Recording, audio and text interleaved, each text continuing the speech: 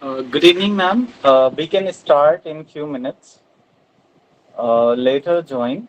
Uh, uh, Today's resource person is um, Professor Veenu Pant, ma'am. She is joining soon, and we will start as soon as she joins. We will start, and we will not wait for other to join. They will join gradually, one by one. And because this session is under recording, we are recording this session, so we will be able to share videos also. So we can start, ma'am. Hello,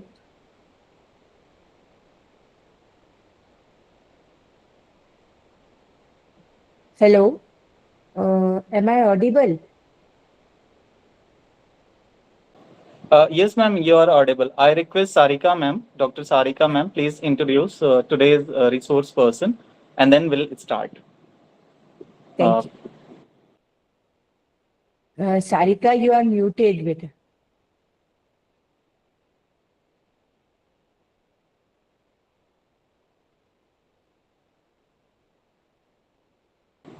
Sarika, ma'am, you are not audible. Sarika, ma'am, you are not audible to us. Now, am I audible? Yes, ma'am, you are now. Yes, Yeah. You are audible now. Yeah. Good evening, everyone.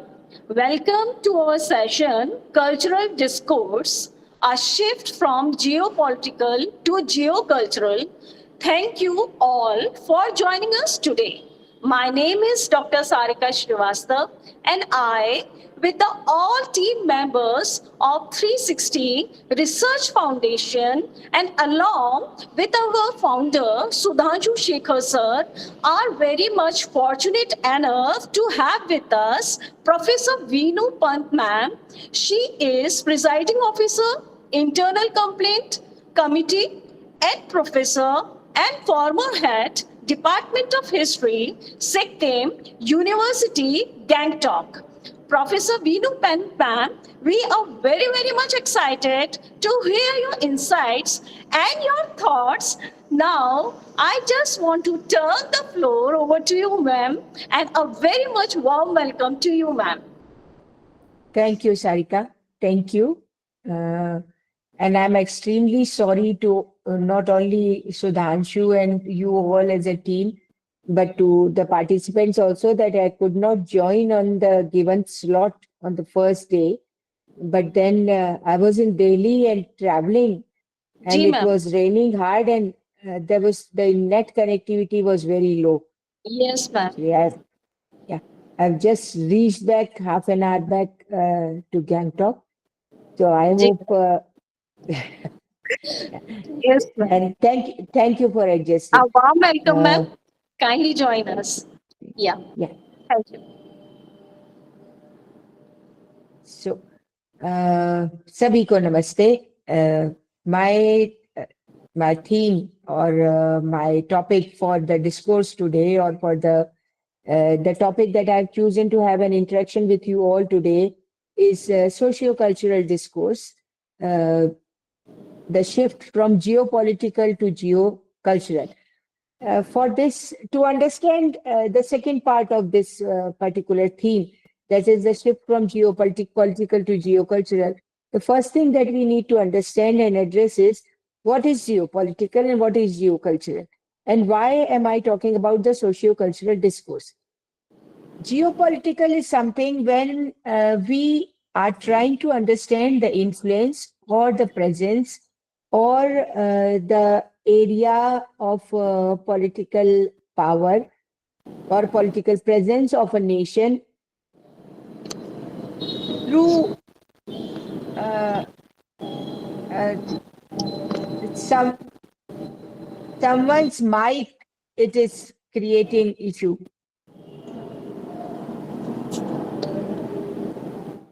There's some sound coming, Sarika. Can everybody mute themselves?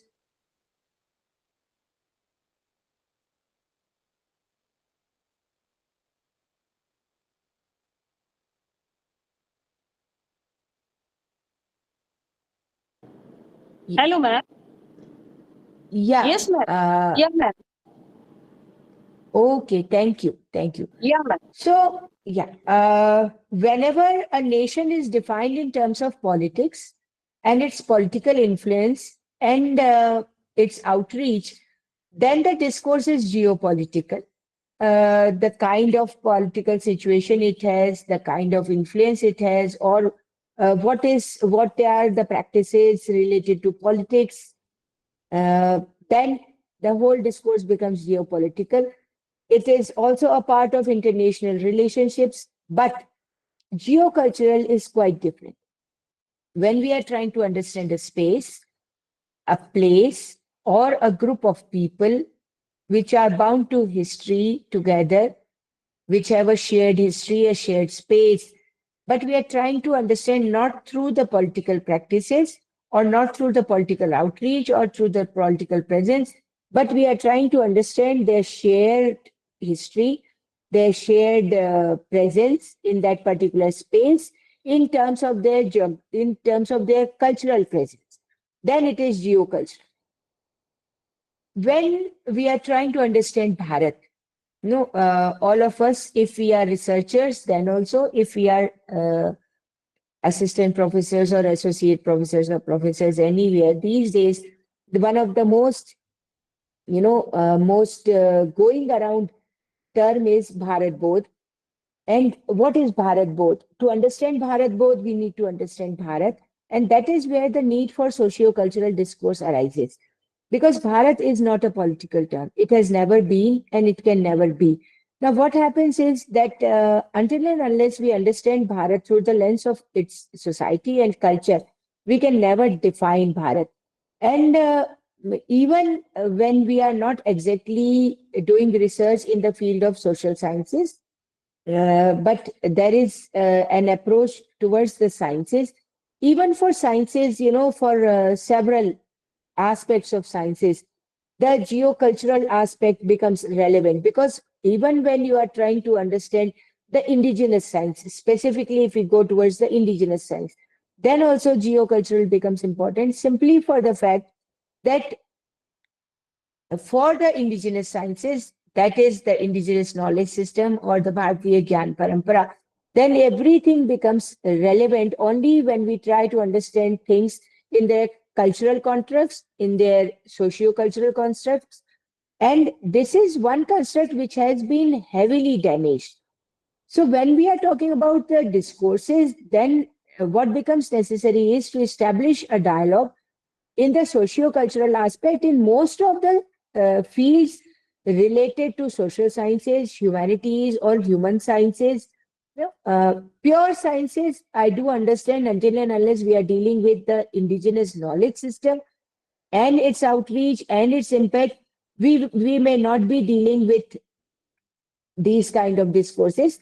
But for the other discourses like anthropology, sociology, history, political science, IR, everywhere else, what is the need of the hour is to shift from a pure geopolitical construct to a geocultural construct. And why this shift is necessary in terms of Bharat-centric studies is that this nation can never be defined through the very aspect of politics.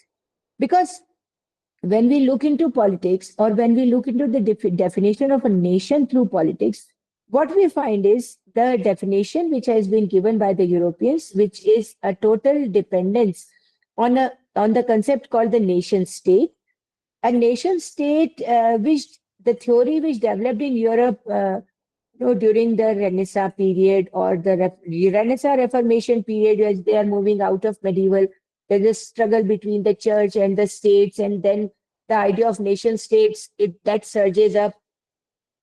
These are small entities which are bound together by very identified ideas of culture or language, the linguistic similarity, the cultural similarity, the faith similarity, all these, they are bound together. And that is how they are defining a nation state where there is a ruler and a ruling class and a kind of obedience towards that ruling class and a dependence on that ruling class for the continuity of socio-cultural aspects of the society. If we try to apply this particular construct on India or Bharat, because it is basically, as Article 1 says, it is India that is Bharat. So if we try to apply this particular construct on Bharat, then it somehow fails.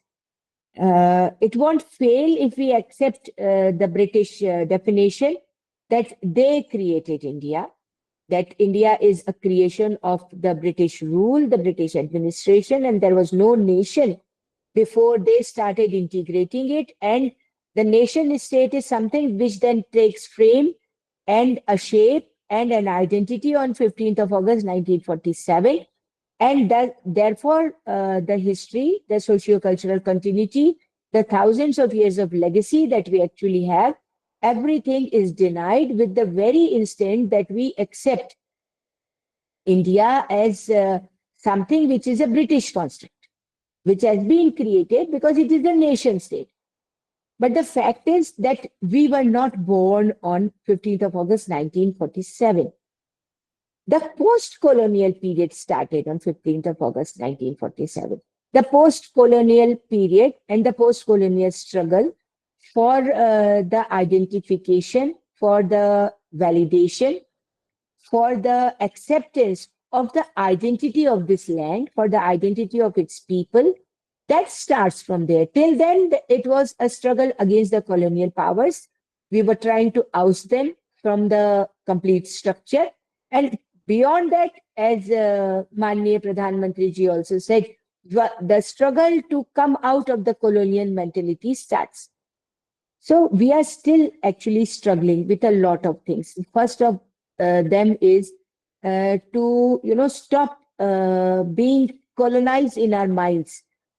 When the mind is free of the colonial constructs, then only the things can start taking shape to make the Bharat the Vishwa Guru. Right now, till we are following the constructs given by the Europe to become a guru, when we are following them in terms of constructs, in terms of definitions, in terms of theories, that is something which becomes really difficult to imagine. And that is why the shift from geopolitical to geocultural becomes necessary. Because see, when we look from geopolitical lens, yes, 15th of August 1947 is the date. But when we look through geocultural, when was it that Bharat was not present? When was it when the nation needed a definition by the European terms? When was it when the people were not connected? When was it when the socio-cultural practices of this nation did not define its people, their identity, their beliefs, their life, and their struggle against the nature or against the political? One thing that has always defined Bharat, that has always united Bharat, is its culture. Right from Kashmir to Kanyakumari, right from the borders of the present-day Bharat, from west to east, one thing that unites Bharat is its culture, is its socio-cultural practices. There may be variances in names, there may be variances depending upon the geographical location, depending upon the particular need of the society residing there. But in general, if we look at the undercurrents, what you will find is that there is a strong thread which binds this region and this particular region. Why is it so? Because that is something which is product of thousands of years of struggle and fighting against so many things which were ready to destroy our identity right from centuries. And still we stood against them, we struggled against them, and we were able to sustain. The very basic reason for us to sustain is simply because we were socio-culturally connected and our roots were so deep that we could not be uprooted. But there is one more very important aspect that we need to understand, which is what necessitates the shift from geopolitical to geocultural. And that one more important aspect, the one most important aspect is that Bharat, its society, its culture, its ethical values, its knowledge system, its belief, its struggle, it was never politically dependent. The very need of political patronage for the development of the society, for the growth of the society, for the practices which actually are identified as cultural practices, for growth of the nation, of the knowledge system, nothing, nothing was there within the political system which could stop it happening in a generic way. The political system was also a part of this construct. So, who is ruling was immaterial. Who is giving patronage or not giving patronage was immaterial. The rishis who were doing their tapasya and who were generating what we right now know as Bharatiya knowledge system through Shruti and Smriti and through Puran and through all the other texts that we have, they were not Raj dependent. They were not dependent on patronage. In fact, it was the reverse. The rulers were actually, their popularity was dependent upon the class that was actually distinguished through its knowledge. So, when culture takes over a precedence over politics, where society is more culturally connected, where the cultural values, where the ethical values, where the moral values are more connected with the culture, with the lifestyle, and they are not dependent on the politics of the region or of the period, then to try and understand that region through geopolitics is something which is not understandable. And because it is not understandable, that is why what happens is that we fail to define Bharat. Again and again, as we try to understand Bharat through the lens of geopolitics, we reach back to 15th of August 1947. And that becomes very difficult. Because yes, the present day India, you know, that is a produce of 15th of August 1947, a day which came because we were struggling against the British administration and a nation where everything which came under British India was under the single administration and thus under the single political system. And the princely states were also somehow indirectly governed through the suzerainty or through the acceptance of paramountcy. And so obviously it becomes a British construct. But if we try to understand this the other way, the administrative system certainly might have been a British construct, but the national identity was not dependent upon the British construct. In fact, what happened actually is the moment the British tried to challenge the socio-cultural identity of the land, tried to challenge the cultural ethics of the land, they started facing a stiff resistance. And that resulted in the cultural renaissance. And that cultural renaissance, whether it is in the form of Tilak or in the form of Aurobindo or in the form of Savarkar or previous, if we go a little bit back, then in the form of Bankim Chandra or later on in the form of Tagore and so many others, that cultural resistance actually is what defines our resistance against, a defiance of our socio-cultural identity. And you go across India and you find people who can identify themselves with the socio-cultural renaissance, even if they were not identifying themselves with the political renaissance. What happens is that political renaissance was a part of the socio-cultural resurgence. The political resurgence, the assertion of political unity, the demand of political independence was something which results from the renaissance or the resurgence, which has its roots in the very fact that the national cultural identity was challenged. When the national identity was challenged, not in terms of politics, had it been a political challenge, then it certainly ended in 1857. But no, it was not. Even 1857 was not a political upsurge.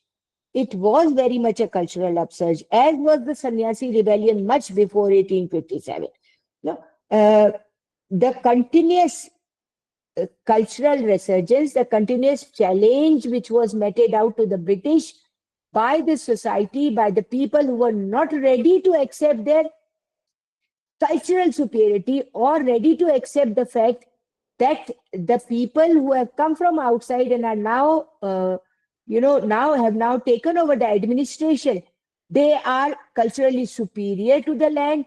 That particular aspect of non-acceptance of this, that results in the rise of intellectuals like Vivekananda or Aurobindo or Bankim, who are actually the embodiment of everything that this nation stands for. So we have several movements which are socio-cultural movements, which are a precursor to the political movement that later on rises. But even the political movement has its cultural roots. People are not getting associated for the sake of politics. They are getting associated because their cultural identity is at stake. So, when we are trying to understand the nation, its ethos, and when we are trying to do the research, basically the aspect of research, what is needed is a shift from geopolitics to geoculture. Because until and unless we reorient ourselves, we train ourselves to understand that whatever research will be relevant for this land, it has to be culturally important for this particular land. And we cannot try and understand Bharat from the lens of politics. Through politics, of course, you will come across several princely states struggling against each other, politics struggling against each other, political power struggling against each other. Then there would be people. Then there would be people who would start claiming that there were infights and there was no unity, there was no nation. Yes, politics has its own identities, but the national identity was not dependent on this politics. Because even if they were fighting, when they were asked who you are, they won't be just assigning themselves to a regional identity. Their hopes and aspirations, even as political leader, was to become, a Chakravarti Samrat. So Chakravarti Samrat will not be located in one particular region. Chakravarti Samrat would be someone who would be ruling the complete length and breadth of the nation.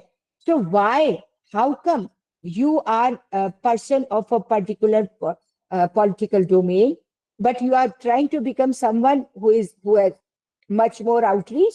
Because they know that their outreach would be accepted because they are a part and parcel of the nation. They might be at that time governing a very small part, but that does not mean that they cannot become the part and parcel of the nation. Uh, I'm extremely sorry. Actually, I kept on speaking in English without asking you people, what is your preferred language? Abhi Ma'am, itni der English is nahi okay. हुई है. Yeah, Everyone because is I okay thought with that, English. yeah, I thought because that there might be diverse population. So unfortunately, English is still the connecting language of our country. Geopolitical is very powerful over here. Right, ma'am. Some people are from South India also, some are Yeah, from yeah, Northeast, yeah. and some No, are from not, this not, UP, not, Bihar, Delhi, and Haryana. don't worry about Northeast. We understand Hindi. Okay, ma'am. Thank you. Yeah. I should have asked this question actually at the start of, but yesterday I saw the participants, so I thought, so with that in mind, I kept on speaking in English. Thank you, Sudhanshu, for giving the clarification. So you see, when I asked about the language, I also said, unfortunately, English is still the connecting language. When we go to geocultural, there is one question which arises in my mind, and I think you all also must have given this a thought. There was a man, a monk, a sannyasi called Shankaracharya, a Kerala person, born and brought up there in Kerala, and he died in Uttarakhand at Kedarnath. And in that small age, he died at a very young age. And in that young age, within that period, limited period which was given to him by the God, he traveled across length and breadth, established 4 mutt, made it a rule that every person residing within the land should take it as a duty to visit these mutts at least once in their lifetime. Dham, Char Dham, he established. And those Char Dham actually define the cardinal corners of this country: east, west, north, and south. And therein, he wanted them to go, everyone to go at least once in their lifetime, thus creating a cultural space which is a shared common cultural space. Person born in South will have to go to Uttarakhand, will have to go to Odisha, will have to go to Gujarat. And while going, that person will have to travel, because those days were not of helicopters or flights or of train. Those were the days of bullock carts, or at the most your horse rides or palkis, or you are traveling on foot. So you are going from one village to another, traveling across the linguistic barriers, traveling across the regional barriers, and going from Kerala to Gujarat, and from Gujarat to Uttarakhand, and from Uttarakhand to Puri, and witnessing the culture, living with those people, carrying back with you the memories of the lands that you have visited, but also carrying back with you the main aspect that wherever I went, I was a part and parcel of the society, because I was a part of the same socio-cultural milieu. No, uh, that only is the main aspect which we need to understand. There, I don't know whether the linguistic barriers were there at that time or not, but accepting the fact that yes, they were, I also understand that Shankaracharya would not be knowing all these languages.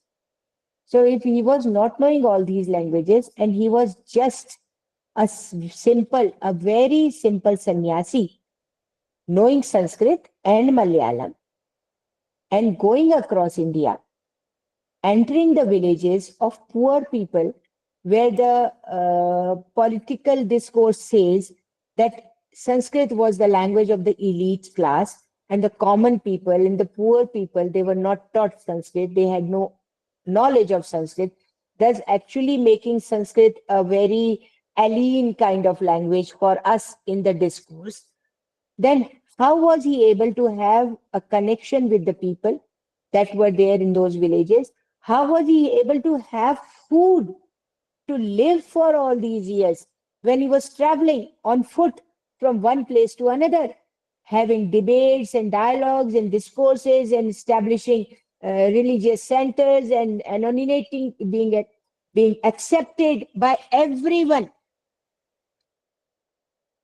The cultural milieu was similar. And of course, at that time, even at that time, there must have been a common connecting language, and that certainly was not English. Because Shankaracharya, during the period of Shankaracharya, there was no English in India. There was no India. There was Bharat, and Bharat's connecting language was not English. So whether it was Sanskrit or whether it was some other common language, there was a common language which held him, and not only held him, for hundreds of years after him, helped so many people who were going on foot from one place to another, visiting one dham after another, traveling across length and breadth of India, meeting people, residing with them, sharing common space with them, and then coming back to their own space with beautiful memories. So you see, when we are trying to understand Bharat, when we are now trying to redefine what its socio-cultural milieu actually means, and how powerful the connect is within India, within Bharat, we also need to understand, that the need to research on what was common at that time. We all know there are so many languages. People say unity in diversity. I use a different word. I use a word diversity in unity. When you say unity in diversity, what happens is you are visualizing several trees or several different sticks or whatever. They are bound together by something which is common. So they are diverse, but they are somehow held together. When something is held together, that something which holds them together can be destroyed. And when it is destroyed, then those things are again scattered. But when we are talking about diversity in unity, what happens is we are imagining one single tree with diverse branches. So the branches are diverse, but their parent tree is one. A single tree with multiple branches. The branches certainly are diverse. They are growing in different directions. They are behaving differently. Different birds are going to reside on them. You know, there is a particular tree called Pagla tree, the mad tree in Vrindavan. Every leaf is different from the other. No two leaves can be identified, as similar. So that is what why my country is. That is what Bharat is. A very pagla tree, where every leaf is different, where every branch is different, but the tree is same. The moment we try and understand this, we do understand the socio-cultural aspect. The tree is same, the society is same, the cultural is same, the cultural milieu is same, the cultural practices are same. There might be diversity in distances, there might be diversity in directions, there might be diversity of language, there might be diversity of local faith, but when you trace everything back, you find a single trunk there. So, that is what geocultural means. That is why there is a need for socio-cultural dialogue or socio-cultural discourse. I think I've taken more time than we needed. I'll rest here. Uh, Thank you. Thank you for giving me this chance. And this is an eternal, ongoing dialogue. So I just realized that I've exceeded my time limit. Uh, I, Dr. Sarika Shrivastava, on behalf of 360 Research Foundation, want to extend my sincere gratitude and regards to Professor Veenu Pant. Ma'am, your insights provided a significant impact, and we are so much grateful to you and to the 360 Research Foundation and founder Sudhanshu Shekhar sir, who has organized such an impactful national conference, Multidisciplinary Approaches in Social Sciences and Humanities. And since 2015, his contribution in this field is remarkable one. And thank you all researchers, scholars, experts, and eminent speakers, and all the entire team members for your continuous support. Thank you so much, Veenu Pant, ma'am. We are so much Thank you. grateful to you, ma'am. Thank you so much, ma'am. Thank you. Thank you for giving me this opportunity. Thank you. Thank you.